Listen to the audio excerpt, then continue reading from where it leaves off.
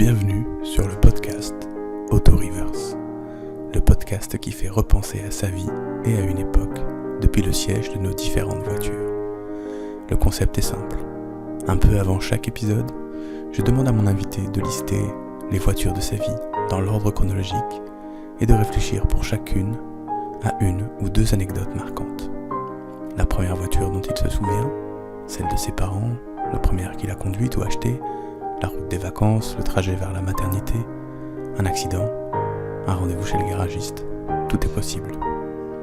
Je leur demande un travail de mémoire inhabituel, mais qui, je l'espère, amènera à des conversations passionnantes à écouter. En fait, les voitures, je m'en fous un peu.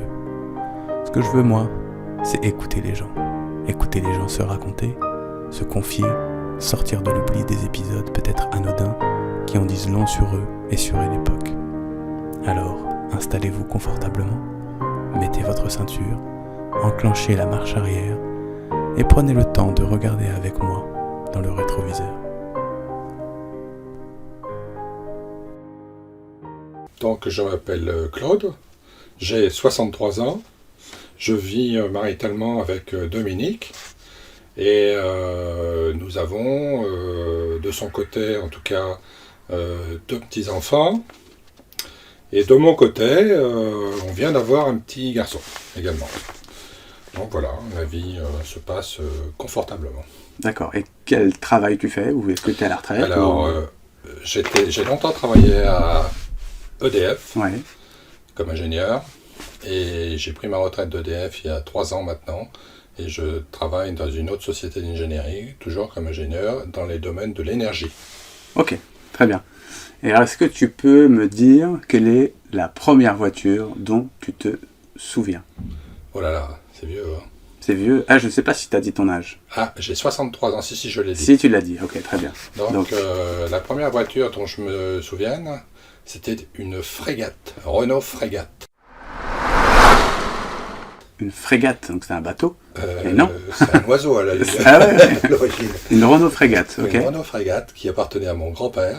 Ouais. Et le premier souvenir que j'ai vraisemblablement, en fait, j'ai 2-3 comme ça souvenirs de à peu près, j'avais 3 ans à peu près. 3-4 ans, quoi, 3 ans je pense. Et j'ai un très très bon souvenir du passage du Gois. Ok. Donc, qui relie le continent à l'île de Noirmoutier, et où on était passé avec mon grand-père sur le passage du Gois, avec de l'eau jusqu'au milieu des moyeux de roue. Ah oui, quand même. Moi j'avais 3 ans, 4 ans, et ça m'avait marqué. Ah oui. Parce que ça ferme pas au bout d'un moment ou il faut mais mon grand-père était un petit peu intrépide, on va dire. Ah ok. Et donc il avait voulu certainement aller plus vite que... Ça va passer. Et puis on est passé, mais c'était à la marée descendante quand même, il n'est pas inconscient, il est intrépide mais pas inconscient. Et ça c'est un des premiers souvenirs d'automobile que j'ai. Et en parallèle, ma grand-mère paternelle du coup, avait une voiture qui était une 4 chevaux. Ok, d'accord. Et Renault 4 chevaux. Et mes parents n'avaient pas de voiture parce que mon père a passé son permis... Je me souviens plus exactement, mais j'étais né quand il a passé son permis. Ah oui, d'accord, ok. Et donc, c'est ma grand-mère qui nous conduisait au début. Et après, quand mon père a passé son permis, mes parents utilisaient qu'on partait en vacances à Noirmoutier. Et on partait en vacances avec la 4 chevaux. Avec mon père, ma mère, ma grand-mère et ma sœur. Avec la galerie et la cantine sur le toit. Ouais. Et on a fait ça pendant des années et des années. En 4 chevaux et pas en frégate, ça a l'air plus grand une frégate. La frégate, c'était à mon grand-père maternel. Ah oui, d'accord, pas forcément. Okay. Voilà. D'accord. Et vous partiez en vacances à Noirmoutier, parce que vous habitiez pas trop loin, parce qu'il y avait un truc là-bas, et on y allait tous les ans. Quoi. Ok. C'est le lieu voilà, de c'est un lieu de villégiature. Ouais. Là, pour la petite histoire, il paraît que j'ai été conçu là-bas. Ok. Donc, voilà. Tu viens de là-bas. Voilà. Tes racines. Et j'y suis allé pendant des années tous les ans. Ok. Très bien. Donc ça, on est dans les années 60. Et donc tes parents n'ont pas de voiture. Ni ton père, ni ta mère. Bah non, ma mère n'avait pas son permis, ça c'est sûr. Ouais. Et mes parents ont acheté leur première voiture en 1960. 4, je crois, quelque chose comme ça. D'accord. Et c'était une Renault 4. Ok. Et là, j'avais donc 6 ans. Ouais. Et je m'en souviens très très bien. Parce qu'on habitait à Bourgueil. Ok. Et, Bourgueil, c'est où exactement? En Touraine. Ouais. Entre Tours et Saumur, quoi, on va dire, sur les rives de la Loire. Ok. Et on était parti la chercher avec un copain de mon père, qui était garagiste d'ailleurs, qui était ouvrier garagiste, qui travaillait dans un petit garage. Et on était parti la chercher à Chinon. Et moi, je faisais partie du voyage. Ok. Donc c'était une aventure. Bien que c'était une belle aventure. Ouais, hein. ouais, j'imagine. C'est la première voiture de mes parents, Ouais. une Renault 4, qui était de couleur crème. D'accord. Est-ce que tu sais pourquoi ton père n'avait pas passé son permis plus tôt? C'était manque de possibilités, d'occasion. Ouais. Je sais pas pourquoi. Ok. Alors une anecdote quand même avec cette Renault 4. Une fois, on était allé voir mes grands-parents, donc maternels, qui habitaient à Tours. Et en revenant, on passait par une petite route, là, patelin, qui s'appelle Saint-Michel-sur-Loire. Et on a vu un accident. Ok. Et, vous l'avez vu devant vous ou après? Non, on avait eu un accident. Ah, vous avez eu un accident, pardon. Ouais, on avait eu un accident. Ouais. Mon père avait raté un virage, on avait filé tout droit dans un champ. Il n'y a pas sans gravité, quoi, mais on ne pouvait plus s'en sortir tout seul. Quoi. Ah oui, quand même. Et donc, je me souviens encore de ma mère qui avait crié quand la voiture était tombée dans l'espèce de trou. Ouais, pas un ravin, mais... Non, pas un ravin, non, mais il avait raté pris le fossé, quoi. Ouais. Dans le fossé. Ouais, ok. Voilà. Donc, la Renault 4 Ouais, Renault 4. Crème. Ok. Et est-ce que c'est une voiture que tes parents prenaient souvent, enfin que ton père prenait souvent, ou dans laquelle tu allais souvent?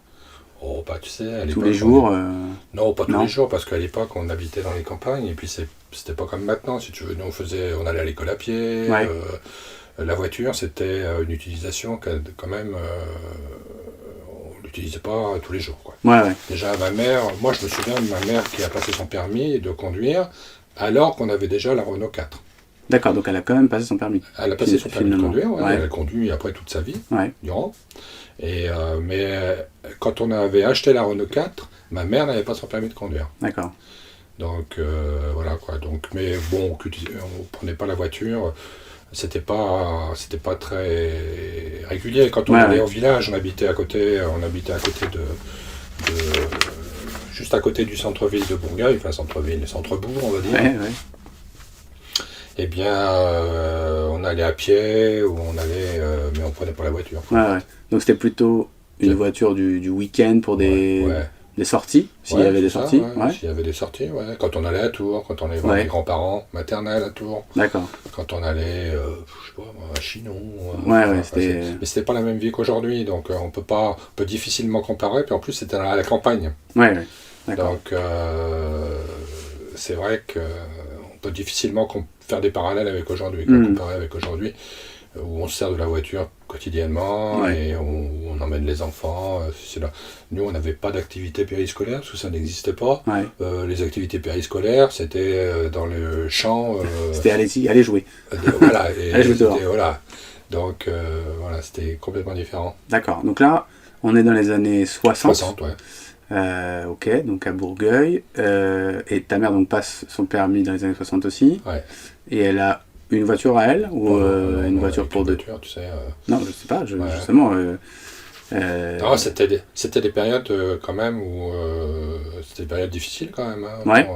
Avant 1968, mon père était technicien. Si tu veux, ma mère travaillait pas, elle récoltait au moment de la récolte des fraises, des haricots, des trucs comme ça, tu vois, pour mettre un peu de beurre dans les épinards. Ouais. Hein, mais, oui, le salaire du foyer n'était pas... Ouais, donc on était... une voiture, c'était bien déjà. Et déjà, on avait une voiture. Ouais, c'est ça. Quand même. Voilà, c'est vraiment pas comme maintenant. Ouais, c'est sûr. Ouais. Et avec cette Renault 4, vous alliez aussi à Noirmoutier? Ouais, bah toujours, forcément. Évidemment. Évidemment. D'accord, très bien. Et moi, je me souviens par contre aussi une autre anecdote, quand on allait à Noirmoutier, il n'y avait pas de pont à l'époque pour franchir, pour aller sur l'île de Noirmoutier. Donc on adaptait notre horaire de départ On habitait à 200 quelques kilomètres, 220 km, je crois, quelque chose comme ça, ou 200 km, allez. On adaptait notre horaire de départ en fonction de l'horaire des marées, pour pouvoir arriver, pour traverser le passage du Gois. Ouais. Mais tout le monde faisait ça, il devait y avoir énormément de monde. Ça. Donc il y avait ça bouchonnait. Les gens arrivaient en avance et ça bouchonnait. Et moi je me souviens, des fois on partait à 2h du matin. Si la marée, si tu veux, c'était, fallait qu'on passe à 4h ou à 5h ou à 6h, on partait à 2h du matin et pour passer, alors on arrivait des fois, bien, parce que mon père il aimait bien arriver un peu à l'avance, et puis on attendait dans la voiture, on attendait de pouvoir traverser et de rejoindre l'île de Noirmoutier. Vous n'écoutiez pas Bison Futé, vous regardiez l'heure de marée. Voilà. Non mais je me dis, si tout le monde fait ça, ça veut vraiment dire que tout le monde se retrouve à la même heure, au même endroit. Mais tout le monde n'allait pas là-bas. Oui, tout le monde n'allait pas à Noirmoutier. Il n'y avait pas le tourisme de masse qu'il y a aujourd'hui. Ok. Donc déjà, partir en vacances, c'était exceptionnel. Nous, on le faisait parce que ma grand-mère avait... C'était pas mes parents qui pouvaient se le permettre, c'était ma grand-mère. Oui, c'est parce qu'il y avait la maison. Voilà, exactement. Et on partait là-bas et c'était tout frais payé par ma grand-mère. Autrement, on ne pouvait pas le faire. D'accord, ok. Ok, donc là dans les années 60, alors après est-ce qu'il y a une autre anecdote que tu vois avec cette voiture ou est-ce que tu vois une autre voiture qui arrive, qui pointe le bout de son nez? Après on a déménagé et on est parti dans le Loir-et-Cher parce que mon père a travaillé à la centrale de Saint-Laurent-des-Eaux, une ancienne centrale nucléaire qui ne fonctionne plus aujourd'hui. Et mon père a été muté là-bas et on est arrivé à Saint-Laurent-des-Eaux, donc on habitait à Mer, un patelin qui s'appelle Mer, en 66. D'accord. Et là j'avais 8 ans donc, et mes parents ont acheté une Renault 8. Ok. Donc on montait en gamme. Montée de gamme, ouais, c'est ça. Voilà. C'est un gros niveau. Ouais. Là déjà, Renault 8... Et moi, j'aimais pas du tout cette voiture. Ah oui. Parce que le moteur était à l'arrière. Et moi, j'étais tout gamin. Et on était avec ma sœur, on était derrière, forcément. Et c'était un calvaire pour moi de monter dans cette voiture parce que j'avais mal au cœur avec le moteur derrière et tout ça. C'était tape-cul, comme on dit. Ouais, mais c'est-à-dire qu'on sent des vibrations, on sent de la chaleur, on se fait... Et puis, je sais pas, il y a une sensation de chaud. Le moteur était juste derrière les sièges arrière. Et ça faisait un bruit terrible, cette bagnole, je trouve. Et bref, je pense que ils l'ont pas gardé longtemps, mes parents, cette voiture. Ils l'ont gardée, je sais pas, peut-être... ça, c'était en 66, donc je pense qu'ils l'ont acheté en 66. De mémoire, ça doit être à peu près ça, 66 ou 67. Et voilà, par contre, je me souviens de ça, que j'étais malade à chaque fois. On avait... Mon père avait un copain, enfin des amis, dont le parrain de ma sœur, qui habitait à Montreuil, en région parisienne. Et on venait de temps en temps les voir. Ça arrivait. Alors, nous, on montait à Paris. Monter à Paris, oui. Oh là là, incroyable. C'était incroyable. Et on montait, il n'y avait pas l'autoroute, il n'y avait rien de tout ça. Et donc, c'était une expédition de monter à Paris. Et donc, je me souviens que j'étais pas bien, moi, quand on prenait cette route-là. Je prenais la nationale 20, je crois, de mémoire. Et j'étais malade là-dedans, dans cette voiture-là. Ça gâchait un peu le plaisir de retrouver les amis, etc. J'ai du mal à imaginer ce moteur à l'arrière. Ça paraît invraisemblable aujourd'hui. Aujourd'hui, c'est complètement invraisemblable. Je sais pas, même, enfin, je sais pas, mettre les bagages devant, tout paraît... Il y avait beaucoup de voitures comme ça, chez Renault, chez Simca, etc. Même si ça s'est arrêté, Simca 1000, si ça s'est arrêté, c'est pour une bonne raison. C'est que c'était pas... C'était des voitures à propulsion. Mais c'est parce que c'était dangereux ou parce que...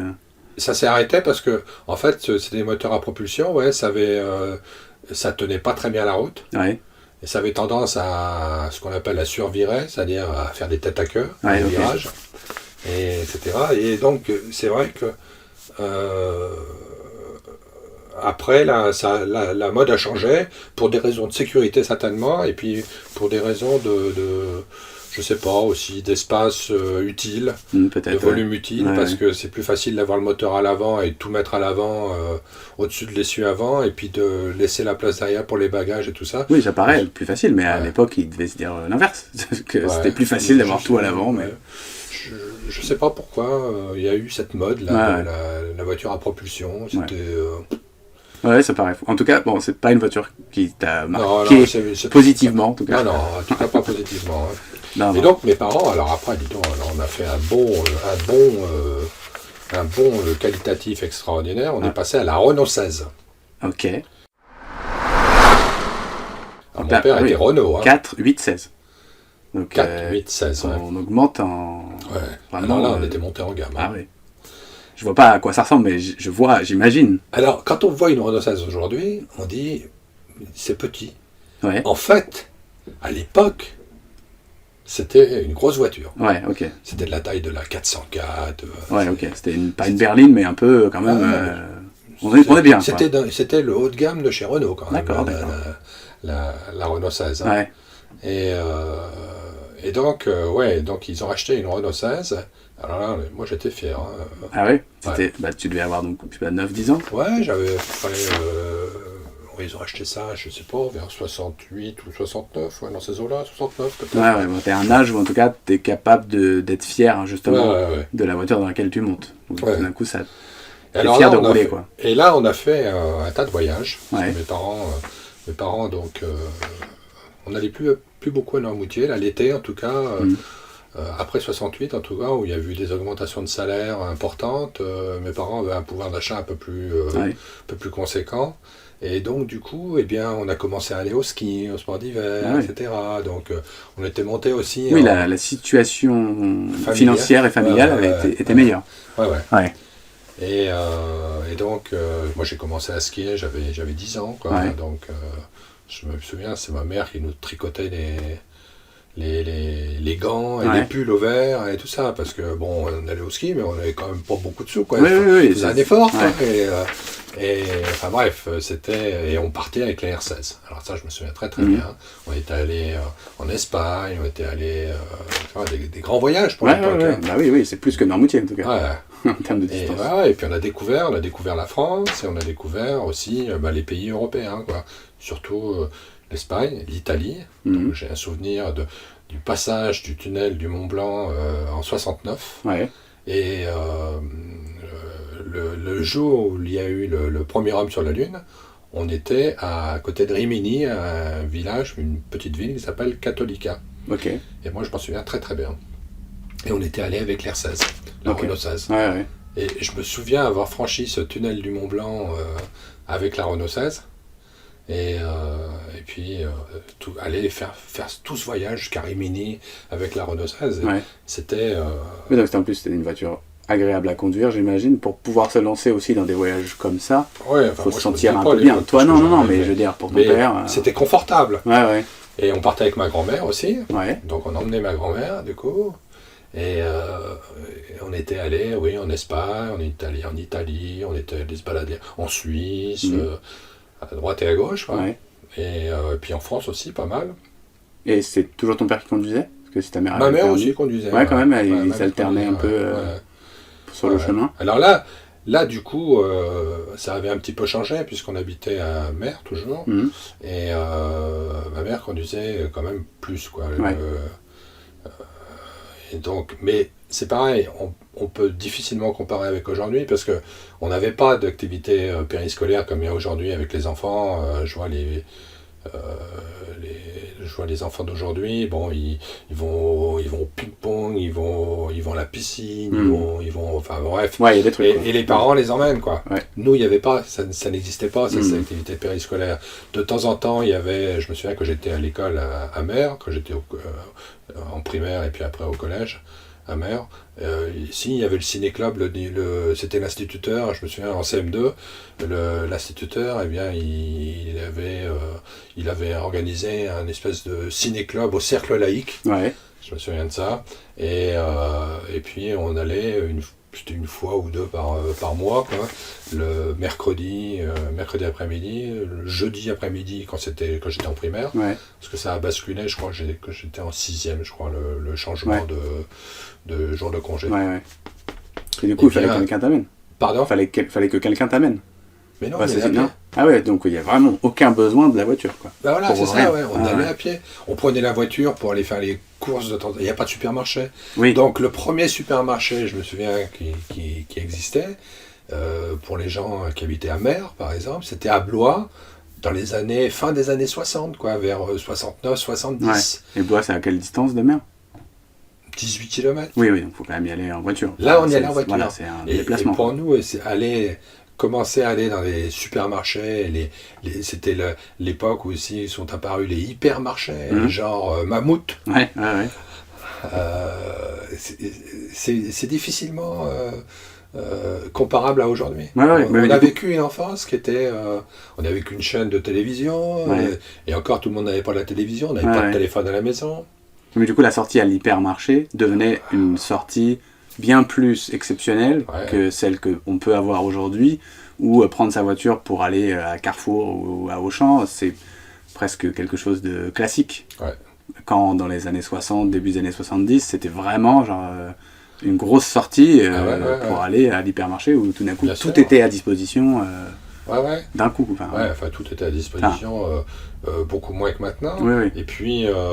Et puis le niveau de vie n'était pas le même, c'est-à-dire que, en tout cas chez moi, et je me souviens, on achetait une paire de chaussures par an. Il fallait bien... fallait faire attention à ça. Bien traiter. fallait pas faire des conneries avec ces gars-là. C'est sûr. Parce que là, on se faisait un peu engueuler, quoi, tu vois.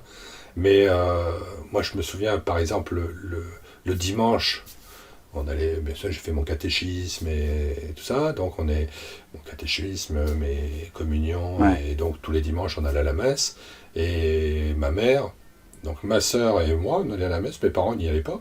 C'est-à-dire que nous, on partait à la messe tous les deux avec ma sœur, mais tous les enfants faisaient ça. Et les parents restaient à la maison.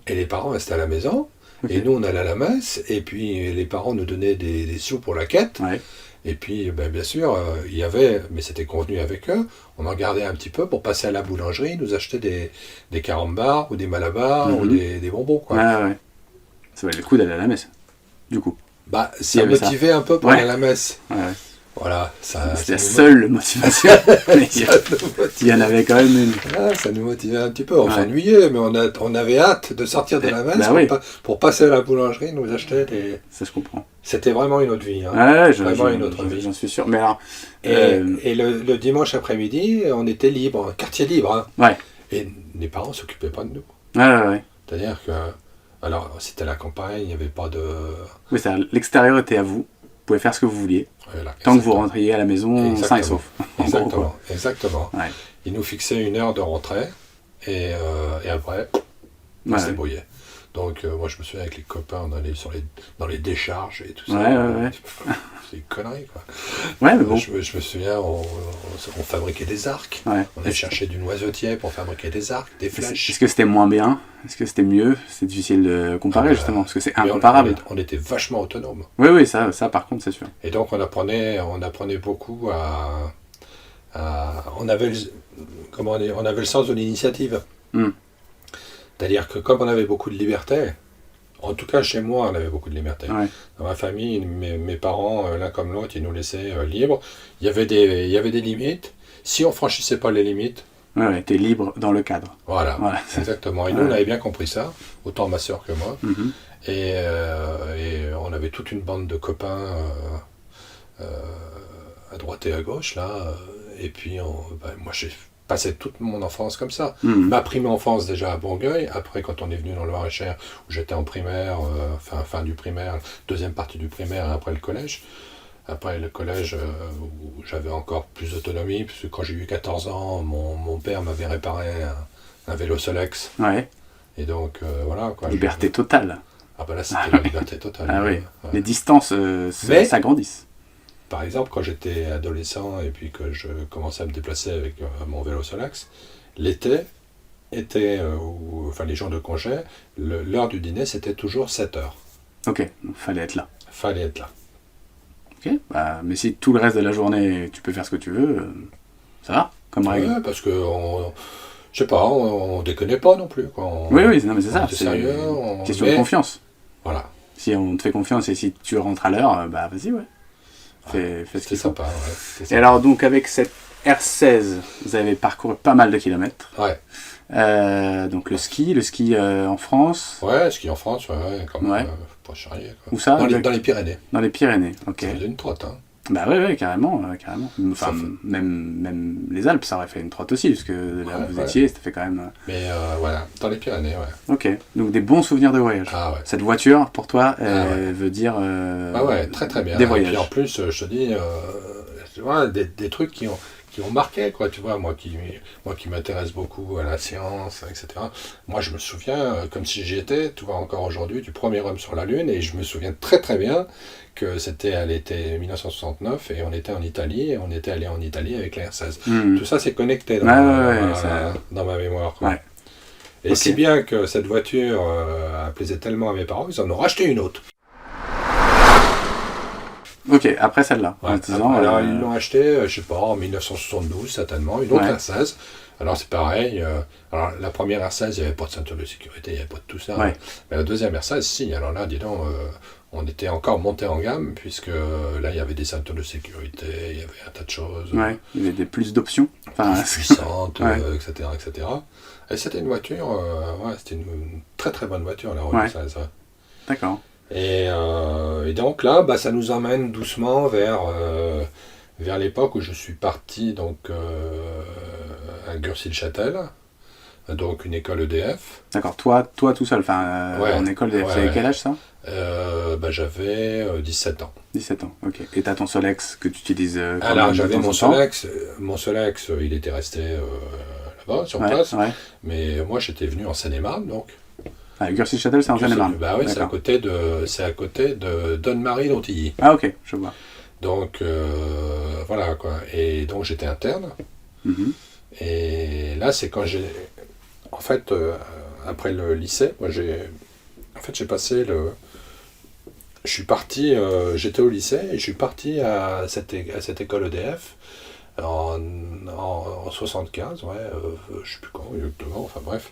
Et c'est mes parents qui m'avaient emmené avec les R16, la deuxième R16. D'accord. Et ça, je m'en souviendrai encore à chaque fois qu'on y passe avec Dominique, on passe par là parce que voilà, quoi, on va de temps en temps faire un petit tour dans le coin.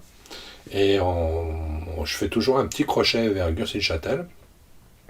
Et je lui dis, tu vois, cette route-là, la première fois je l'ai prise, c'était avec mes parents, quand ils m'ont amené à l'école EDF, qui était Ouais. une école de métier, on appelle ça. Et où j'ai passé 2 ans là-bas, et où j'ai passé un diplôme de technicien d'exploitation Mhm. pour les centrales D'accord. EDF. Et pourquoi une école EDF? Qu'est-ce qui a fait notre Parce que mon père parcours? travaillait à EDF. Ok, c'était...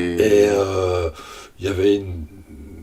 Ça, c'est pareil, c'était aussi une autre époque. C'était souvent les parents qui décidaient pour nous ce qu'on allait faire. D'accord. Ok. Et puis j'avais un père qui n'était pas tellement. Comment dire pas tellement entreprenant Ouais. sur ce sujet-là, en tout cas. Et autant s'il m'avait poussé un petit peu pour. J'aurais pu partir faire une école d'ingénieur tout de D'accord. suite. Ouais. Et bah non, il m'a dit pas tiens, écoute, en fait, il fallait travailler. Ouais, ok. Dans son esprit, il Ouais. fallait se mettre au Le boulot. plus tôt possible.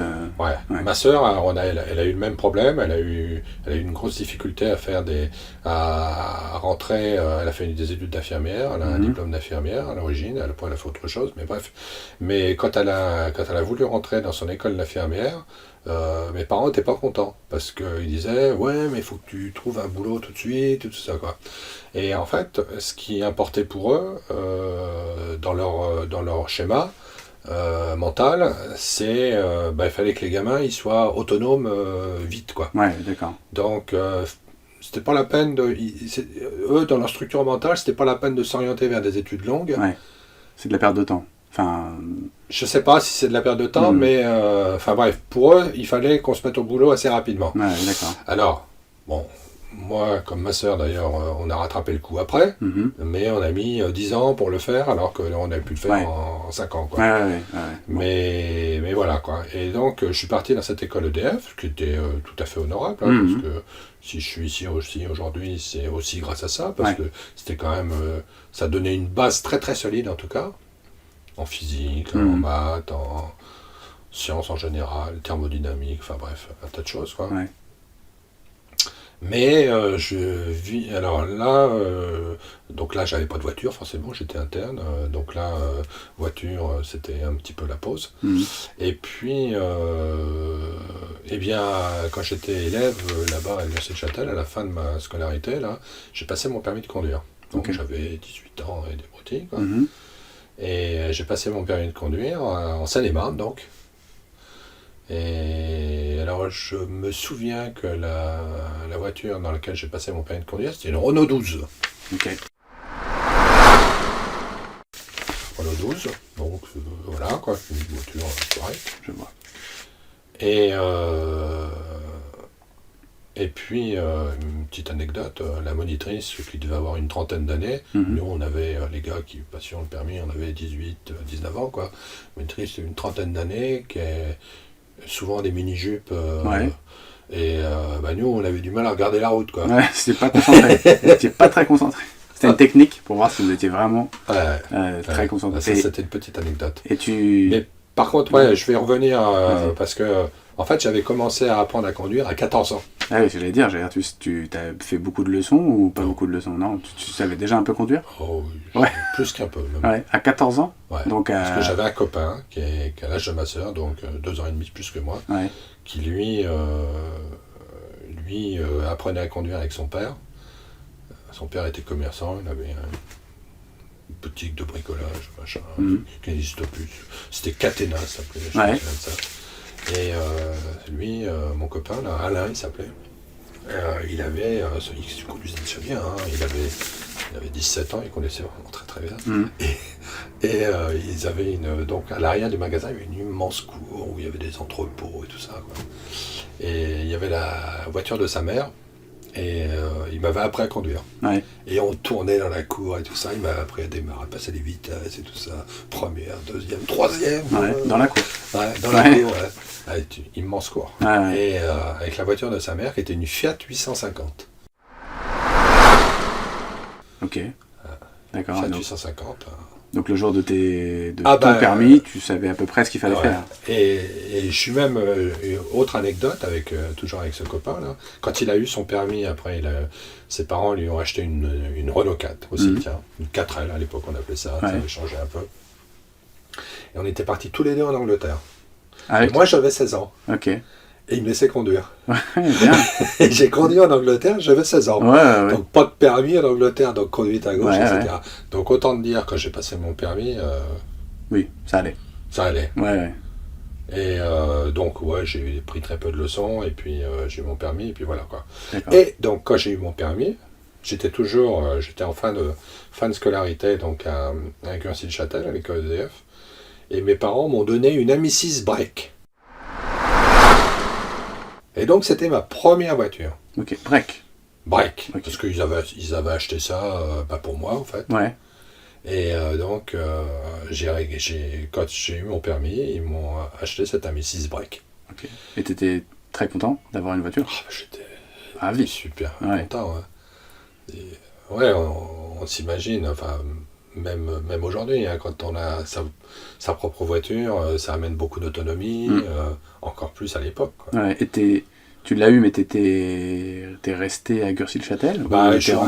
C'était la fin, je suis resté 6 mois à Guernsey-le-Châtel avec cette voiture, et puis après j'ai commencé à travailler. Et j'avais cette voiture, et j'ai continué les premiers mois, j'en ai échangé assez rapidement. Alors des anecdotes avec cette voiture, pas vraiment, si ce n'est que je la pomponnais. Je chérissais fortement. J'avais mis des housses sur les sièges, j'avais monté un autoradio, il n'y avait pas d'autoradio dans les voitures à l'époque, mais forcément c'était une batterie en 6 volts, c'était une vieille voiture, donc il fallait trouver des autoradios qui marchaient en 6 volts. J'avais mis des anti-brouillards, j'avais mis un tas de choses là-dessus. C'est ma première voiture. Donc très fier. Très très belle voiture. Et très fier de la posséder et tout quoi. Et voilà quoi. Puis après, j'ai commencé à travailler. Et puis après, je sais pas, à peu près 1 an après, j'ai acheté ma première voiture que j'ai achetée réellement, c'était une Renault 5. Ok, je vois, très bien. Donc ça, on est dans les fins des années 70, début des années 80 déjà Fin des années 70, ouais. C'était en... ouais, c'est peut-être en 78 peut-être, quelque chose comme ça. Ok, donc une Renault 5. Renault 5, d'occasion, hein, forcément. Ouais. C'était mon premier boulot, donc bon, je gagnais correctement ma vie, mais j'étais technicien dans une centrale nucléaire, et puis je faisais ce qu'on appelle, je travaillais en quart, donc je faisais des matins, après-midi, nuit, et puis donc je gagnais un petit peu plus de sous que si j'avais travaillé en horaire normal, donc je m'étais acheté une Renault 5, mais d'occasion quand même, et puis alors là, c'était la belle vie, quoi. Ouais. Je me souviens, j'étais parti... faire de la plongée sous-marine à Saint-Tropez, parce que mon parrain était moniteur de plongée à l'époque aussi. Et donc, tous les ans, il allait encadrer dans un club de plongée à Saint-Tropez. J'étais parti le rejoindre là-bas. Ouais. Alors, j'avais une toile de tente, et puis voilà, quoi. Et puis... ça suffisait. Hein ? Ça suffisait. Et puis ça suffisait. Ouais. Ça suffisait, ouais, c'était sympa comme tout, ouais. Donc, ma Renault 5, ouais, je l'ai gardé un petit peu de temps, ouais. Et puis après, j'ai rencontré ma première épouse, donc. Et j'ai acheté une 304 Peugeot. D'accord. S. C'est-à-dire qu'elle avait un carburateur double corps. Je vois pas ce que c'est, mais ça a l'air bien. Il n'y a plus de carburateur sur les voitures aujourd'hui, parce qu'aujourd'hui, l'injection du carburant se fait par une injection électronique. Donc, mais avant, il y avait un système de carburateur, c'est-à-dire avec des cuves de pompe à essence, ça mettait de l'essence dans une cuve, ça envoyait de l'air en même temps, et t'injectait tout ça dans le... Enfin bref, c'était un carburateur, D'accord. Et il y en avait avec deux gamelles, qu'on appelait deux cuves, quoi, on appelait le carburateur double corps. Donc, t'amenais un peu plus de puissance au moteur. Donc, quand on avait un carburateur double corps, je peux te dire qu'on était fiers. Hein. Ok, on pouvait rouler vite. Bah, c'était plus nerveux, si tu veux. Okay. Ça amenait plus de carburant quand tu appuyais sur l'accélérateur, donc c'était plus nerveux. D'accord. Donc, j'étais fier. Et là, pareil, je l'avais acheté d'occasion. Ouais. Et puis... Mais là, du coup, c'est ta voiture de couple. Voilà, c'est ma première voiture de couple. Ouais. Voilà, c'est ça. Parce que l'autre, c'était une voiture de célibataire, enfin, voilà, avec ta vie de célibataire. Voilà, ma première voiture de couple. Et puis après, comme on a eu... mon ex-femme avait déjà une petite fille qui s'appelle Céline, et qui, quand on s'est rencontrés, elle avait 6 ans, je crois, 5 ans, quelque chose comme ça. Et donc en fait, on était 3, et puis après, on a eu Clément. D'accord. Et quand on a eu Clément, eh bien, la 304, par contre, elle rouillait un peu, parce que c'était ça le problème avec ces voitures dans les années, fin des années 70, enfin des voitures de cette époque-là, avaient tendance à rouiller beaucoup. Ah ouais. Et je me souviens que ma 304, elle était... les passages de roue là, derrière les portières, là, c'était complètement... Je passais la main. Hein. Ah ouais. Donc il y a un moment, après, quand on avait eu Clément... Donc Clément est né en fin 82, et donc quelques mois avant, on avait acheté une Volvo, neuve. Et là, c'était ma première voiture neuve. Ah ok, d'accord. Ça, c'est une grande voiture, ça? C'était une grande... on n'avait pas pris la grosse voiture, mais c'était une belle voiture, hein, déjà. Ouais. Là, c'est le moment où on passe à la voiture familiale. Parce qu'il faut mettre deux enfants dedans. Plus confortable, plus puissante, puis neuve. Sécurisante aussi, un peu. Hein? Sécurisante aussi pour la famille. Et puis surtout, sécurisante, qui avait des Volvo, en plus, c'était réputé. Ouais, d'accord. À l'époque, pour être des voitures très sécurisantes, etc. Quoi. Donc, on l'a gardé un bon bout de temps, celle-là.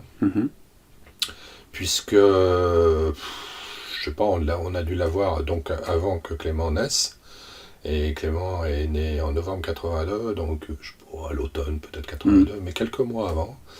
Et on la gardait jusqu'en 89, quelque chose comme ça, quoi. D'accord. Donc à peu près 7 ans. Ouais. Et on en a racheté une, la même. Ok, aussi. Parce que... Avec laquelle on a eu que des emmerdes. La première, ça allait? Ah, la première, super. Ouais. La deuxième, Une galère pas possible. Ouais. Mais c'était une neuve aussi, la deuxième? Ouais, pareil. Ouais. Bah, pas de chance, ouais. Ouais, pas de chance. Ouais. Culasse fendue, enfin bref, des trucs. Ouais. Et si bien que, bon, je l'ai fait réparer, ça m'a coûté un bras, quoi, je me souviens à l'époque. Heureusement, j'avais un copain qui était garagiste et mec que je connaissais, parce qu'on se connaissait, on avait été à l'école ensemble et tout ça, donc il avait repris la suite de son père au garage automobile dans le coin, là-bas où j'habitais. Et donc, j'allais le voir, Thierry, il s'appelle. Je dis, Thierry, je suis emmerdé avec cette bagnole et tout ça. Parce qu'au début, j'avais essayé de régler le problème auprès de la concession Volvo à Blois. Là, et le mec, il m'amusait, quoi. Puis la voiture était plus sous garantie, donc, enfin bref. Et donc j'étais allé voir mon pote, là, et j'avais dit, écoute, regarde ce qu'il y a et tout ça. Et c'est lui qui m'avait dit, pas de peau, mais culasse fendue. Donc il dit, moi je peux te le faire, mais il faut changer la culasse, quoi. Et ça m'avait coûté à l'époque, ça m'avait coûté une fortune. Enfin bref, voilà quoi. Okay. Et donc ça, c'était un petit peu, c'est des souvenirs, mais bon, pas de très très bons souvenirs finalement avec cette voiture là, autant avec la première, très très bien, autant celle-ci. Très très bien, avec du coup des départs en vacances. Ah bah oui, forcément. Alors là oui, puisque mon ex-femme était enseignante, donc on partait l'été, on partait en vacances, souvent au mois d'août, je me souviens, très très souvent en Bretagne, on adorait la Bretagne. Donc avec les enfants, avec ça, c'était une belle époque. On en a bien profité. On adorait ça, partir. On partait même, ça nous est même arrivé, on est parti en caravane aussi. On a emmené une caravane une fois qu'un copain nous avait prêté. C'était sympa comme tout. C'était bien les vacances en caravane. C'était sympa. Ça va. Moi j'aimais bien, c'était rigolo. Quoi. Clément était tout petit, je me souviens de ça. Et c'était sympa comme tout. Enfin, on a fait un tas de trucs. On est allé en Angleterre avec, on est allé un peu partout, quoi. On bougeait beaucoup. Puis moi, je faisais un boulot qui me permettait. Alors là, j'avais pas mal évolué, là, parce que j'avais repris des études, etc. Donc, j'avais acquis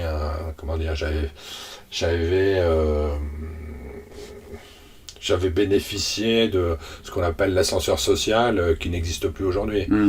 C'est-à-dire qu'en interne, j'avais fait une promotion cadre qui permettait en plus de mon boulot forcément, mais de reprendre des études et puis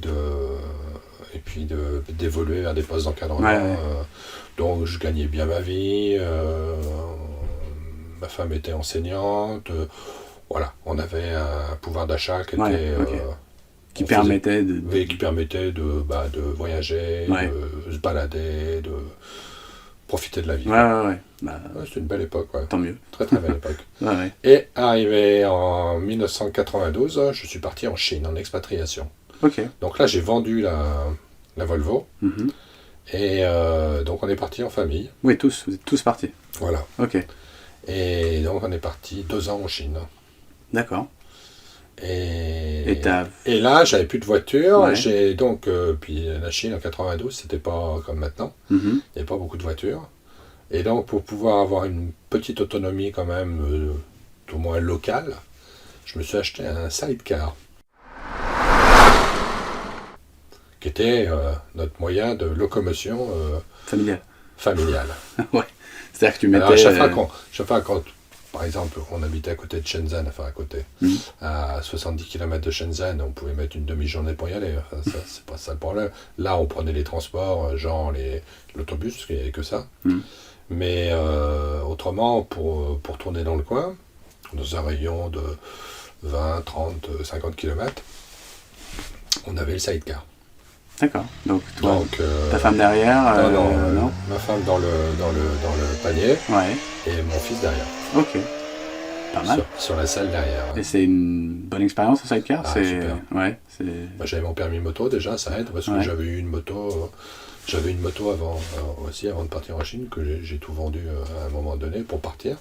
Et puis donc, c'était difficile d'avoir une voiture là-bas en Chine à l'époque. Et par contre, la solution sidecar, c'était une bonne solution. Bonne solution.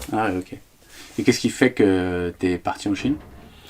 Pour des raisons professionnelles, je suis parti pour Ça s'est présenté. Mettre en service une centrale nucléaire, la centrale de Daya Bay. D'accord. Mais tu étais volontaire Ah bah, pour faire ça, oui. Personne t'a obligé à partir en Chine.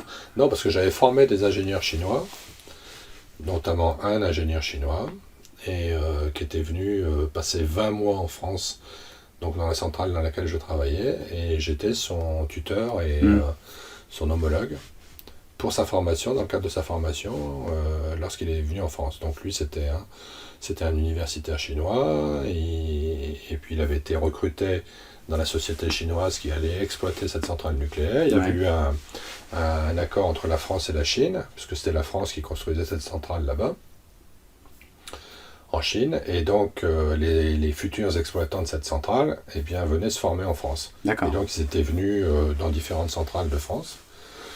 Et dans la centrale où je travaillais, il y en a une petite dizaine qui sont venus, et moi j'étais responsable d'un des... Si tu veux, c'était de la formation en shadow training, on appelle. D'accord. C'est-à-dire que on est toujours ensemble. Ouais. Il regarde tout ce que tu fais. Par osmose, si tu veux, il fait plus que regarder. Au début, il regarde, et puis on lui explique et tout ça. Et puis, il y a si tu veux, des contrôles tous les 2 semaines. Moi, je le faisais plancher toutes les 2 semaines. Et puis voilà, quoi. Et puis, quand il a fini sa formation, c'est-à-dire au bout de 20 mois, il a passé son examen final, qu'il a réussi, avec brio. Et donc, le responsable de la formation des Chinois en France, à EDF, m'a appelé et puis m'a dit « Est-ce que ça te dirait de continuer l'aventure que tu as menée avec succès en France ? Est-ce que ça te dirait de continuer en Chine et d'aller les aider sur place pour la mise en service de la centrale nucléaire ?» Tu poursuis la formation, mais sur place. Directement avec la centrale. Sur l'installation. Ok. Et donc, j'ai dit ok, ça m'intéresse. Et tout le monde a suivi. Ouais. Sans problème. Mon épouse s'est mise en dispo. Ouais, ok. Elle n'a pas trouvé un... Puis finalement, elle a bossé là-bas. Ah, ok, d'accord. Ok. Et donc, voilà, quoi. Donc, elle s'était mise en dispo. Et puis, finalement, la deuxième année, elle a trouvé Ils lui ont demandé, parce qu'il y avait une école internationale là-bas, où tous les enfants des expatriés, parce qu'il y avait des Américains, des Anglais, etc., des Français, des Coréens, c'était multiculturel. Et donc, il y avait une école internationale, une école d'entreprise, qu'on appelle, c'est des entreprises qui finançaient cette école. Et puis, pour la partie française, chaque pays après avait par exemple pour la France, il y avait la mission laïque française qui pilotait un peu le truc quand même, qui regardait que ça soit cohérent avec ce que les enfants apprenaient en France pour que quand ils reviennent, ils ne soient pas complètement déconnectés, quoi. Mais donc, ce qui fait que la deuxième année, en tout cas, elle a trouvé un job là-bas. D'accord. Ok. Donc sidecar en Chine. Sidecar en Chine. Ok. Puis après, quand on est rentré en France, donc fin 94, début 95, j'ai acheté une Renault 21. Ok. Automatique. Ouais. Et climatisée. Le grand luxe. Le luxe. Ah ouais. Je venais de Chine, où effectivement, en zone tropicale, où la clim c'était indispensable. Ouais. Et je m'étais dit, quand tu vas rentrer, Coco, achète-toi une voiture climatisée. Alors, j'avais trouvé une voiture d'occasion, une Renault 21, qui était très très bien, automatique. C'est ma première voiture automatique. Ouais. Et climatisée. Le rêve. Ouais, c'était bien. Alors bon, on n'est pas trop dans une zone tropicale, mais malgré tout, les jours où il fait très très chaud, tu es bien content. Mais maintenant, il y a la clim dans les voitures. Oui. Mais à l'époque, il n'y avait pas la clim dans les voitures. Acheter une voiture climatisée, c'était... Il n'y en avait pas si souvent. Il n'y en avait pas, pratiquement. Ouais, je sais pas, je me souviens pas. On ne s'imagine pas aujourd'hui. Ouais. Mais la clim, c'était une option. Oui, c'est ça. Ouais. Et il y avait des fois, c'était même pas proposé. Suivant les modèles, non. Fallait déjà un certain niveau une certaine catégorie de véhicules pour qu'on te propose éventuellement la clim en option. Maintenant, n'importe quelle bagnole a la clim. Oui, c'est clair. C'est un peu la base.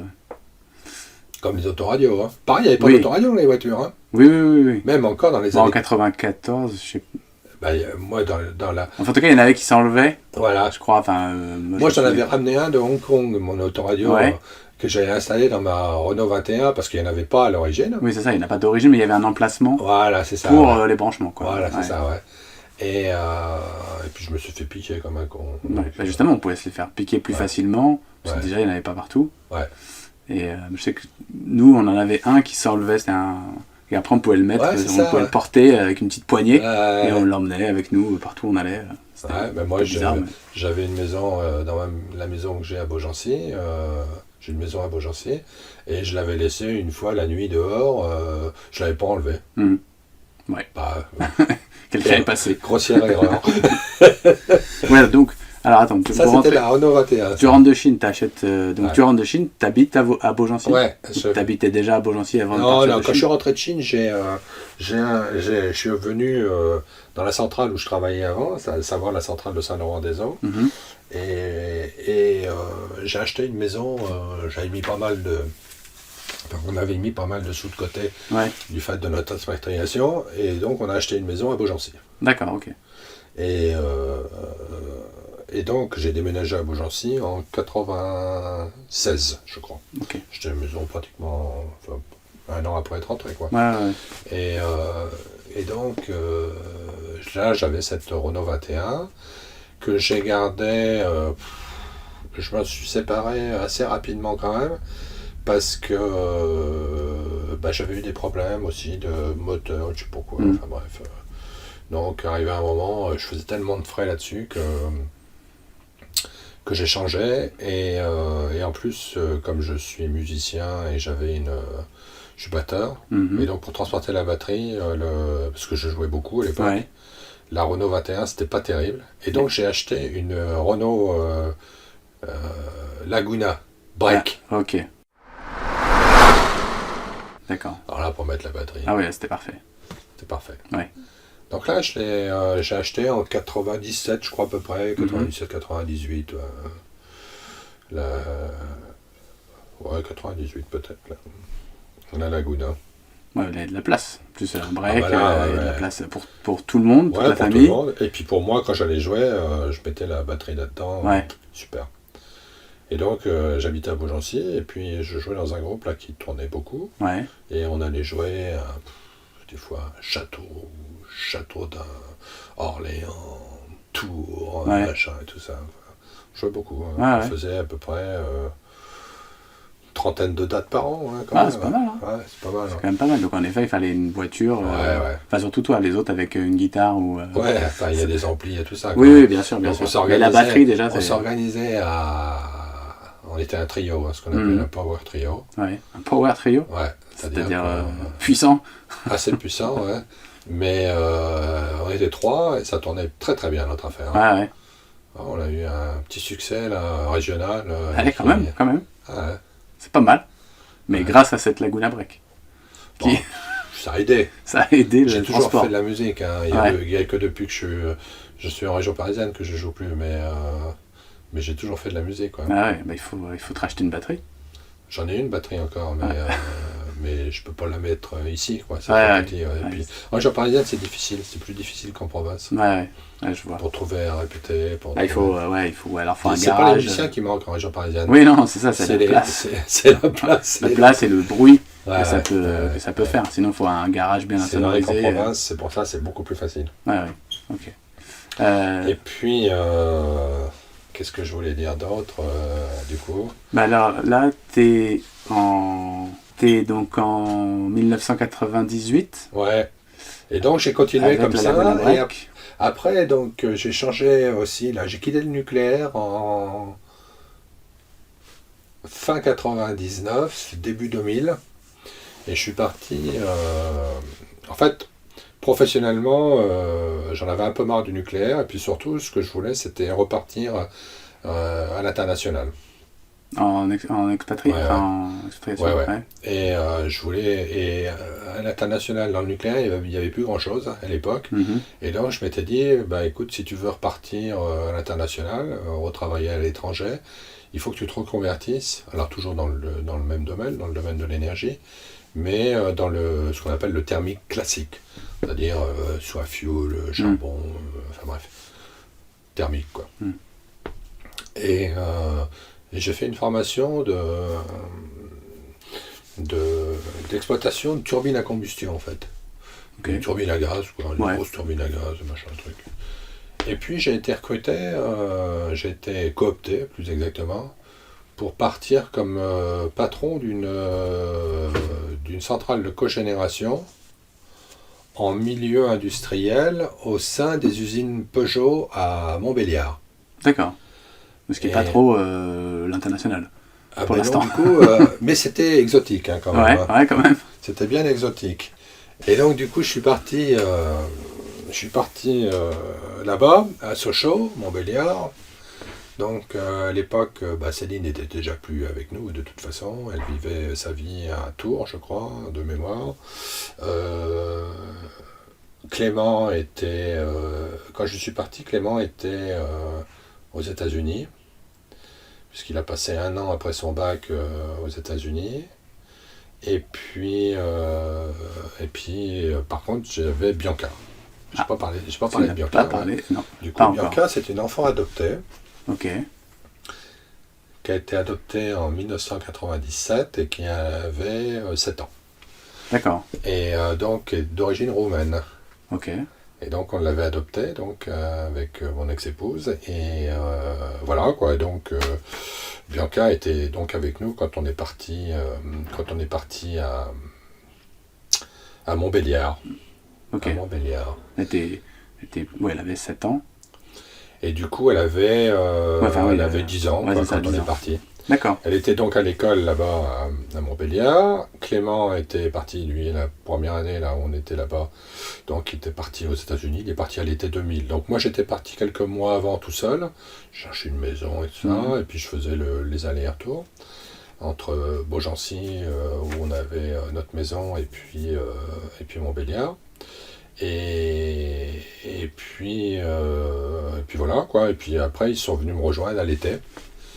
Et Clément, lui, était parti aux États-Unis. D'accord. Il venait de passer son bac et puis il était parti pour 1 an aux États-Unis. Et puis donc on est parti à 3, donc Annick, Bianca et moi. Et j'ai passé... non, j'avais la Laguna. Hein. Ouais. Et j'ai passé 4 ans, un peu plus de 4 ans là-bas. Ok. 4 ans, ouais. Et à ce moment-là, l'année d'après où je suis arrivé là-bas, la première année j'étais parti avec une filiale d'EDF qui s'appelle Cogeterm. Et donc j'étais patron de cette installation-là, au sein des usines Peugeot. Là. Et je vendais de la vapeur à Peugeot et l'électricité à EDF. Okay. J'étais devenu fournisseur d'EDF à ce moment-là. D'accord. Et puis après ça a été repris par Dalkia, qui est une société d'énergie aussi également. Et donc moi j'ai basculé chez Dalkia à ce moment-là. Et quand j'ai basculé chez Dalkia, j'ai eu une voiture de fonction. Ok. En plus de ta voiture. Du coup, j'ai vendu ma voiture. Du coup, j'ai vendu la Laguna. Et j'avais une voiture de fonction qui était une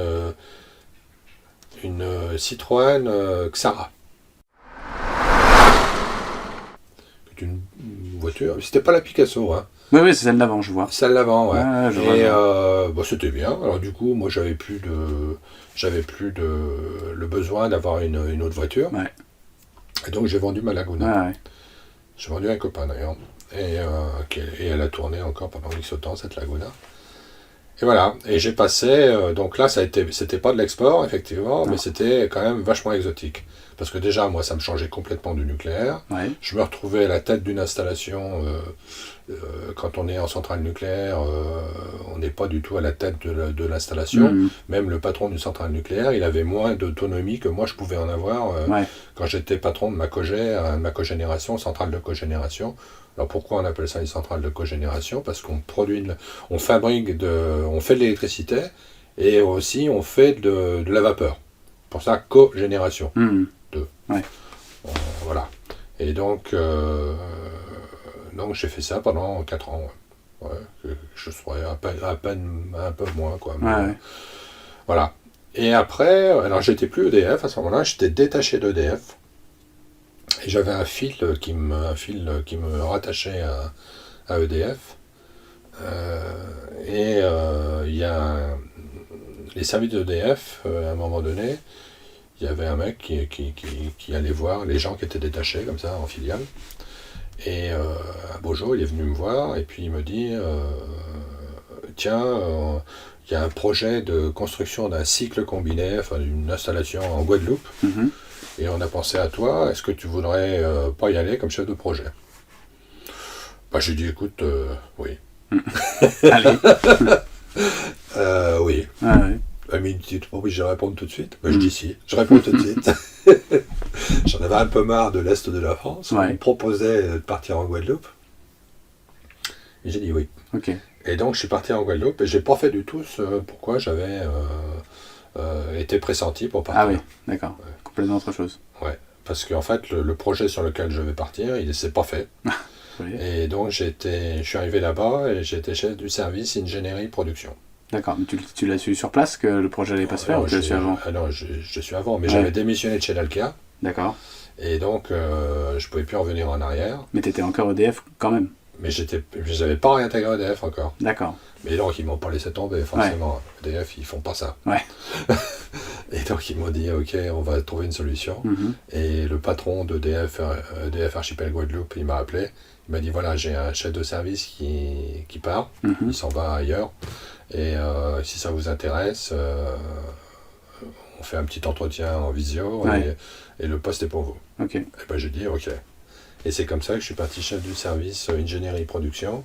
Et là, je m'occupais du service ingénierie pour toute la production des îles, donc en Guadeloupe, ce qu'on appelle la Guadeloupe continentale.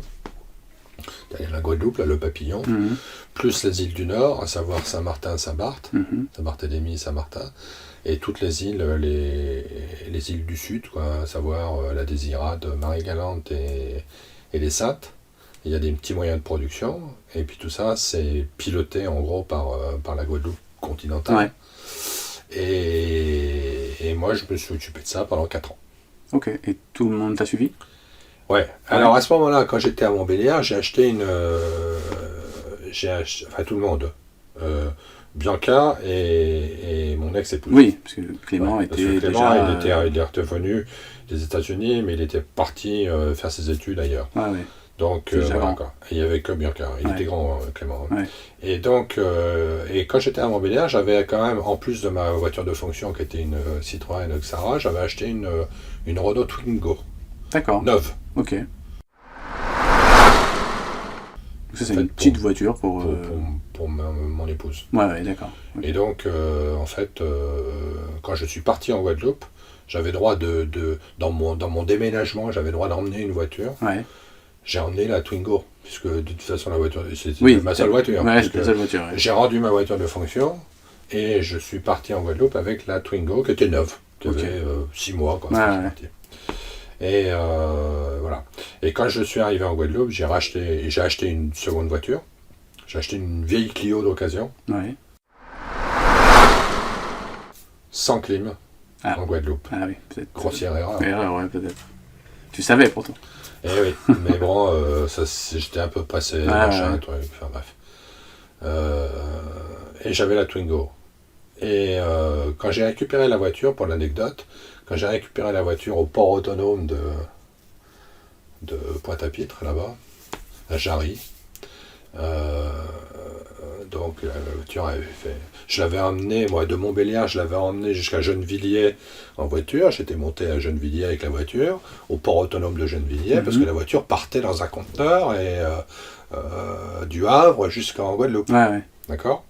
Donc 3 semaines ou 1 mois après, je récupère ma voiture à Pointe-à-Pitre. Et le mec m'appelle, bon, votre voiture elle est là, tout, patati patata, plus de mon déménagement.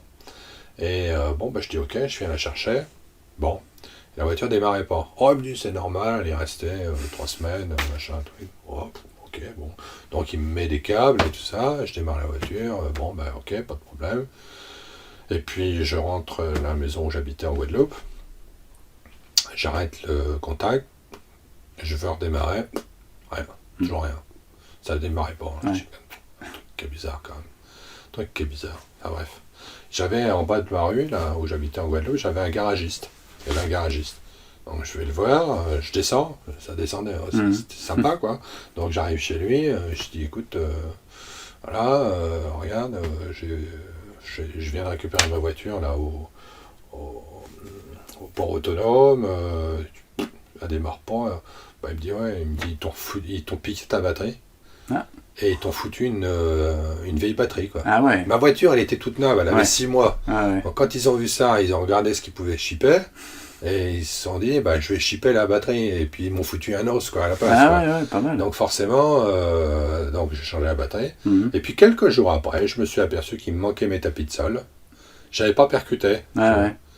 Et puis un siège, et puis une roue. Et puis pour l'antenne aussi. L'antenne, c'est les fouets d'antenne, ce qu'on appelle le fouet. Ouais. Trop neuf quoi. Trop neuf pour... Trop neuf. Bon. Mais elle t'a bien servi quand même. Ah bah oui, elle m'a bien servi. Pendant les 4 ans où je suis resté là-bas, la Clio aussi d'ailleurs. Hein. Ouais. À chaque fois qu'il y avait du monde qui venait, comme ça il y avait une voiture supplémentaire. Ouais. Donc je leur filais la Clio, comme ça moi je prenais la Twingo avec la clim.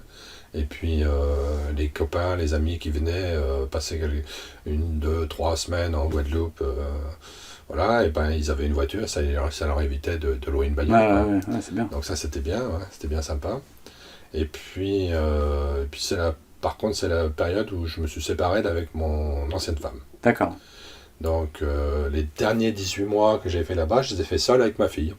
D'accord, ok. Avec Bianca. Oui, parce qu'elle était venue, et finalement, elle est repartie. Oui, elle est repartie à Beaugency, dans la maison à Beaugency. Okay. Parce que ça allait pas du tout, enfin, ça allait pas depuis longtemps, mais là, ça a été le... Je croyais que ça allait s'arranger là-bas, mais ça s'est pas arrangé. Ouais. Et donc, toujours est-il qu'arrivé un moment, je lui ai dit, écoute, il serait mieux que tu rentres en métropole. Ah, ouais. Puisque de toute façon, on a une maison, et puis de toute façon, c'est là où tu es le mieux, où vraisemblablement, c'est là où tu es le mieux, donc écoute, rentre, et puis voilà. Ah ouais. Et donc voilà, c'est comme ça que ça s'est un peu fait, quoi. Ça a été le début, en fait, de la séparation, en fait, cette affaire. Okay. Et donc, je suis resté les derniers 18 mois avec ma fille, seule, là-bas. Et là, c'était des très très bons souvenirs, parce que déjà, ça a créé un lien très très fort avec ma fille, qui persiste toujours, d'ailleurs. On est très très liés tous les deux. Et puis voilà quoi, puis on faisait beaucoup de plongées ensemble, bref, on a vraiment aimé cette période-là. Okay. Et puis à un moment donné, donc, il a bien fallu rentrer, pour elle notamment, parce que... parce que voulait faire un CAP de coiffure, et là-bas c'était pas possible. Ah, d'accord. C'était très limité, puisque... donc voilà. Ouais, donc, et puis moi, j'arrivais au bout de ma... Généralement, tu fais des missions de 4 ans dans les DOM, comme ça, dans les DOM-TOM. Ouais. Et donc, je suis rentré au bout de 4 ans. Bon, ça se combinait pas trop mal. Parce que d'une part, pour Bianca, c'était le moment d'entrée. Donc elle attaque son CAP de coiffure. Ouais. Puis pour moi, professionnellement, de toute façon, je voulais pas retourner en centrale. Et ça faisait trop longtemps que j'avais quitté les centrales nucléaires, entre autres. Et donc j'avais profité aussi de cette occasion-là pour me séparer complètement, quoi. Et donc je suis venu à Paris. Okay. Et j'ai pris un poste à Paris dans ce qu'on appelle les services centraux, là, de la production thermique, là. Et j'ai fait ça pendant 2 ans et demi. C'était un poste SAS, quoi, pour essayer de me trouver autre chose. Ouais. Et là, j'ai pas racheté de voiture, parce qu'en province, j'avais j'en ai pas parlé, mais à Beaugency, j'avais acheté une Kangoo, Renault Kangoo. D'accord. Qui existe tout le temps, d'ailleurs. Que tu avais acheté en rentrant de Guadeloupe, du coup ? Ouais. Parce que, en fait, pour que ma femme ait pour qu'il y ait une voiture, d'accord. Une voiture. Ouais. Donc, puis moi, quand j'y allais, tu vois, quand il y avait des bricoles à faire, des machins, des trucs, on avait trouvé que la Kangoo, puis voilà, une occasion de Kangoo, une bonne occasion, c'était moi je voulais pas mettre trop d'argent dans une voiture, il fallait une voiture, et puis... oui, c'est pas la voiture de tes rêves, mais elle était bien pratique. Et puis elle existe toujours, hein. Elle a pas beaucoup de kilomètres, mais elle roule encore, et puis il faut l'entretenir, quoi, c'est tout. Quoi. Toujours est-il que, donc il y avait cette Kangoo, moi j'étais à Paris, j'ai pas besoin de voiture. C'est ça, souvent... Ça n'a plus beaucoup d'intérêt quand on est parisien. Et puis après, je suis parti sur un poste au centre d'exploitation des turbines à combustion, où j'étais l'appui technique du directeur, et donc là, qui gère l'ensemble des turbines à combustion de la France métropolitaine. Et là, j'ai une voiture de fonction. D'accord. Qui était une Clio. Une Clio... je sais pas combien, la génération, bref, une Clio 3, je crois. Voilà, on est déjà en 2000... Alors là, on est en 2010. Ah ouais. Oui, donc oui, c'est déjà une 3, au moins, peut-être, une Clio 3, c'était peut-être une 3, Peut-être une 3, on est en 2010, là. Ok. Et donc voilà, quoi. Et puis après, j'utilisais, c'était ma voiture. Donc c'était vachement sympa d'avoir une voiture de fonction. Bah oui, c'est bien agréable. Même si on la choisit pas. Ouais. Voilà, malgré tout. En termes d'économie, moi j'utilisais. Alors je payais un supplément d'assurance et tout ça parce que je l'utilisais aussi personnellement. Ouais, d'accord. C'est-à-dire que tu avais le choix, si tu veux. Soit tu l'utilisais que professionnellement pour faire tes trajets, des machins, sachant que nous, dans le job que je faisais, là, je devais me déplacer pas mal sur les installations, donc en région parisienne en voiture, et puis le reste en Bretagne et tout ça, mais enfin là, je n'allais pas en voiture. Ouais.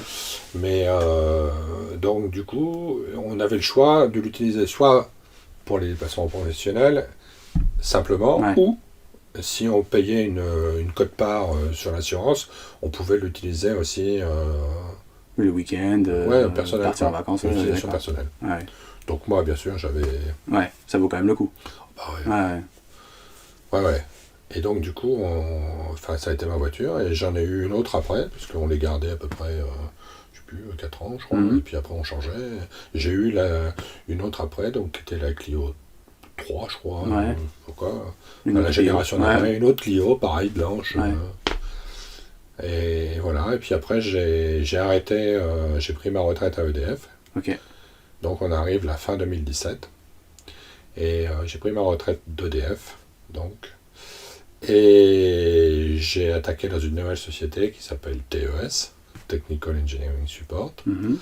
Et donc là j'ai acheté une voiture. J'avais plus de voiture de fonction, forcément. Et j'ai acheté une Volkswagen Tiguan. Que j'ai toujours. D'accord. Pour le plaisir. Pour le plaisir. Pour le plaisir, oui, puis pour me dire... Non, mais parce que comme tu n'avais pas eu de voiture à toi depuis quelque temps, c'était le plaisir de s'acheter une voiture à soi. Comme on aime, comme... Voilà, exactement. Ça. Ok. Parce que du coup, dans les voitures de fonction, t'as pas beaucoup d'anecdotes, puisque c'est des voitures... c'est pas passé grand-chose, quoi. J'ai pas beaucoup d'anecdotes, C'est très lié au travail, un peu, même si tu l'utilises sur le plan personnel. Comme c'est très lié au travail, c'est vite une voiture qui va d'un truc technique à un autre, qui pour aller rencontrer des gens, mais...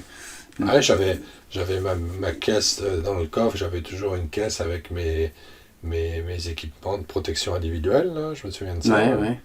Mon casque de sécu, mes chaussures de sécurité, ta parka, etc. Parce que comme tu étais à Paris, c'était ta voiture que t'amenais à Paris quand même. Mais là, j'étais plus à Paris, là, j'étais à Vers-sur-Marne. Là. Ah, ok, t'habitais à Vers-sur-Marne. Parce que t'étais à... Là, Au début, j'habitais encore à Paris, et puis après, j'ai habité avec Dominique. Ah, ok, d'accord. C'est là que j'ai fait le transfert, et c'est Bianca qui a continué à habiter à Paris. D'accord. En fait, j'avais un appartement à Paris que je louais, pas à moi, que je louais, et quand je suis arrivé de Guadeloupe. Et puis à un moment donné, Bianca m'a dit, papa, je vais venir chez toi parce qu'avec maman ça va pas, j'arrête pas de m'engueuler avec elle, etc. Et puis ma fille, elle avait donc son CAP de coiffure, et ben j'ai dit écoute, viens. Et on est restés tous les deux dans l'appartement à Paris, qui était bien, qui était grand. Il y avait une chambre, et puis une mezzanine pour donc elle était dans sa petite chambre. Et puis voilà. Et puis après, ben moi je suis venu de plus en plus chez Dominique. Et donc arrivé un moment, et ben je suis plus allé à Paris.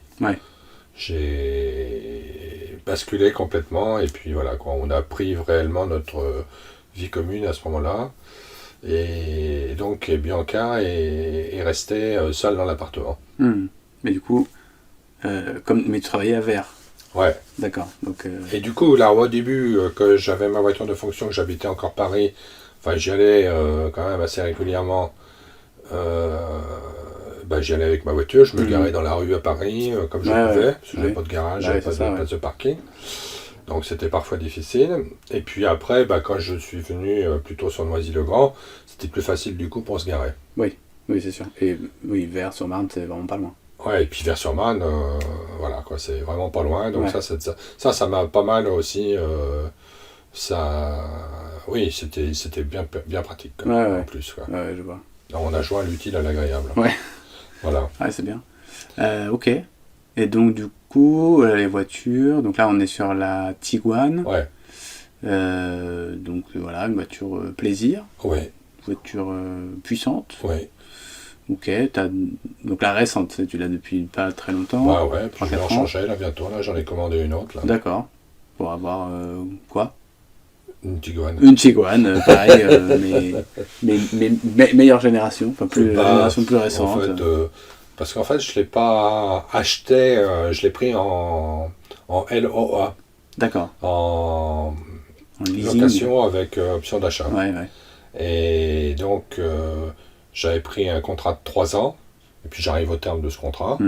Et j'en ai commandé une nouvelle et je vais repartir là bientôt, là, à partir du mois de mai, je crois, mai-juin, je vais repartir sur un nouveau contrat, sur une Tiguan également. D'accord.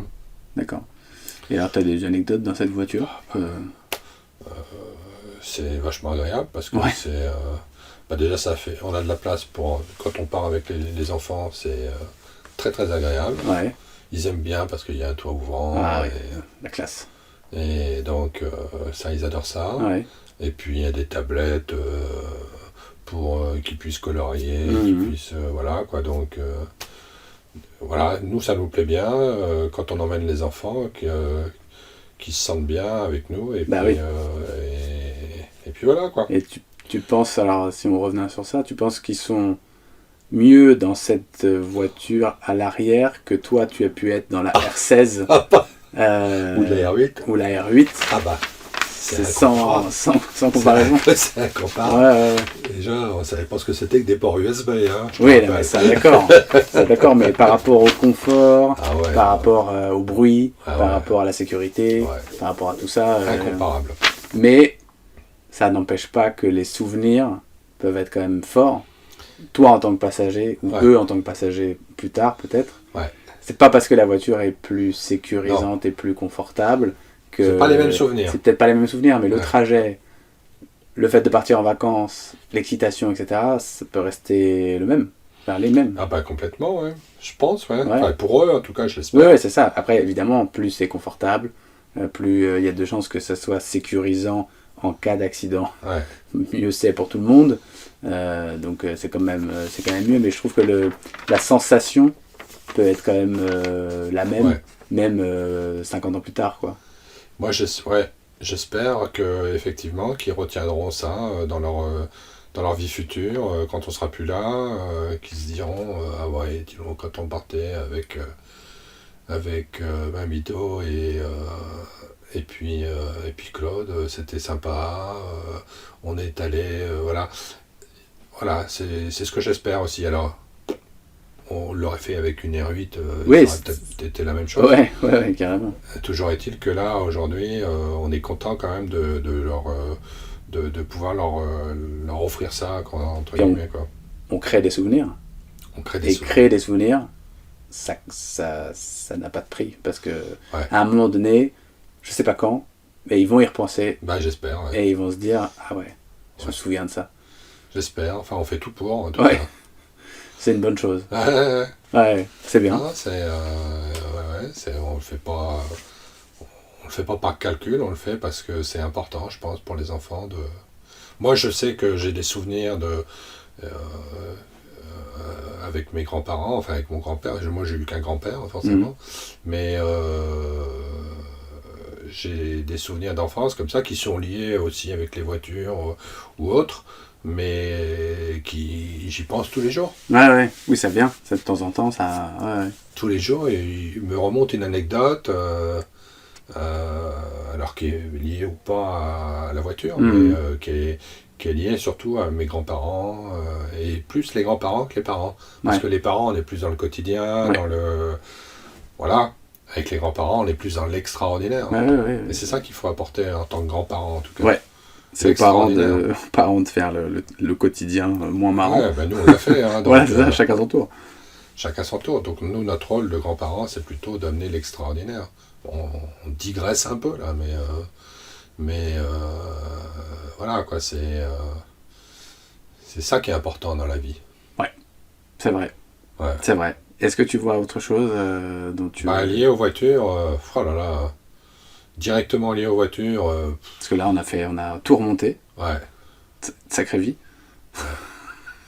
Mais si tu vois autre chose... Plus tu interroges des gens âgés, même si on n'a pas un âge canonique encore, forcément, et puis qui ont vécu des choses, quoi, c'est sûr que tu vas interroger quelqu'un de 30 ans, ça va pas être pareil. Quoi. Non, c'est sûr, ça n'empêche pas qu'il y aura des choses à raconter. Mais... Tout à fait. On a vécu des trucs qu'aujourd'hui, on a du mal à s'imaginer, même nous, quand on se les remémore. Ça paraît invraisemblable. Voilà. C'est tellement loin de ce qu'on vit aujourd'hui. Exactement. On a vécu ce bouleversement technologique. Même moi, mes premières voitures, quand je pense à ma première voiture, celle que j'ai réellement eue... mon ami 6 break.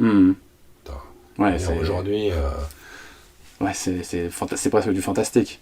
Enfin, c'est exceptionnel. J'ai utilisé aussi pas mal, on en avait parlé, mais à un moment donné, une Dauphine.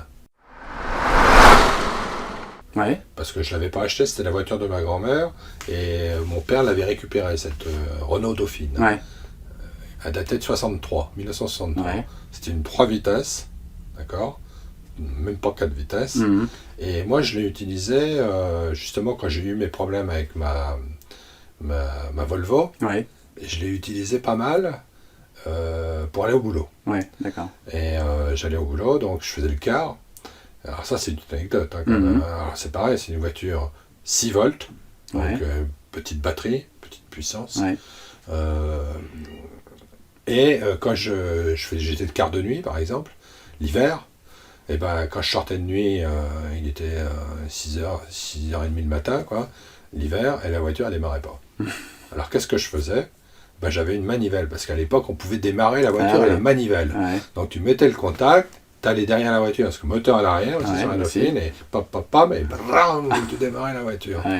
Je veux dire, aujourd'hui, un jeune, il ne sait pas démarrer une voiture à la manivelle. Non, puis je vais pas... Tu vas pas le point mort haut, si tu veux. Tu vas pas aller démarrer ton Tiguan avec une manivelle. On peut plus le faire. Non, mais on peut plus le faire parce que ça marche aussi. C'est rare que... En plus... L'hiver, ton Tiguan, il va démarrer. C'est plus possible. Oui, ça n'existe plus. Maintenant, si ta voiture, elle démarre plus avec les histoires... Là, moi, ma voiture, j'ai eu le souci, là, avec le... Pourtant, elle était à l'abri et tout ça, mais quand on a été confiné, l'année dernière, et que la voiture est restée 2 mois sans rouler, quand j'ai voulu la démarrer, elle n'a pas démarré. Et là, il n'y a pas de manivelle. Et non. Donc, il faut se débrouiller. Alors qu'à l'époque, tu tournais le contact, s'il y avait un peu de jus, ça allait parce que tu lançais le moteur, et une fois que le moteur est parti, c'est bon. C'est fou. Et donc voilà, quoi. Mais mon fils, il ne sait pas démarrer une voiture à la manivelle non plus. Personne ne sait. Personne ne sait aujourd'hui. Je veux dire, là, la génération... Voilà, des anecdotes, si tu veux. Ça marche. C'était une autre époque, quoi. Carrément. Merci. Pas de quoi. Merci beaucoup. À bientôt. Vous venez d'écouter le podcast Auto-Reverse. J'espère que cet épisode vous a plu et que vous aussi, maintenant, vous y repensez à ces souvenirs dans vos différentes voitures, à cette époque, à votre enfance, votre jeunesse, votre passé disparu, que vous pouvez soudain faire revivre. S'il vous reste un peu de temps, vous pouvez laisser un commentaire et ajouter de petites étoiles. Auto-Reverse est disponible sur toutes les plateformes de podcast habituelles.